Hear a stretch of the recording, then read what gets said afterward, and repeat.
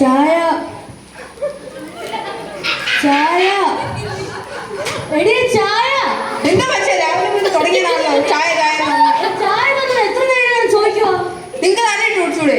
ഇല്ല, ഇതുകൊണ്ട് എനിക്ക് പണ്ട് സ്വഭാവം കുട്ടികളുണ്ടാവാത്തെ. എന്റെ സ്വഭാവം കൊണ്ട് നിങ്ങളുടെ പിന്നെ മേച്ച സ്വഭാവമാണോ?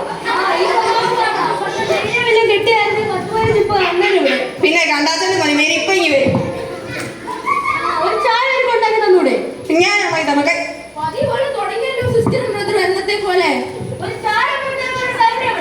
നിങ്ങൾ രണ്ടുപേരും ഇങ്ങനെ തുടങ്ങി എങ്ങനാ നിങ്ങളുടെ കുടുംബജീവിതം എങ്ങനെ മുമ്പോട്ട് ഇങ്ങനെ അടിയിട്ടോണ്ടിരുന്ന? സത്യം പറ, നിങ്ങളുടെ വീട്ടിലെ പ്രശ്നം എന്തുവാ? നിങ്ങൾ എന്ത് രാവിലെ നോക്കിയോ രാവിലെ അടിയിട്ടോണ്ടിരിക്കുവാ? എന്തുവാ പ്രശ്നം? ഒരു ചായ ഉണ്ടാക്കി തന്നെ എത്ര നേരം നനയ്ക്കുമെന്നറിയോ? ചായ ചായ ചായ തന്നുണ്ടായി പോയി കുടിക്കാതെ കഴിയുന്നവരും ഉണ്ടല്ലോ. ഞാൻ ശരിക്കും ചോദിക്കും, ഇപ്പൊ ഈ വീട്ടിൽ ബഹളം നടക്കുന്ന ചായയാണോ വേറെ വല്ലതാണോ? ചായ. നിങ്ങളുടെ എല്ലാവരുടെയും കുഴപ്പം എന്താണെന്നറിയോ? നിങ്ങൾക്ക് ദൈവഭയമില്ല, അതാണ് കുഴപ്പം. സ്റ്റീവ് പറഞ്ഞ കാര്യമുണ്ട്. നിങ്ങളുടെ വീട്ടിൽ എന്നും അടിയാ. അതിന് കാരണം ചെകുത്താൻ വീട്ടിൽ കയറി തങ്ങുന്നതാ.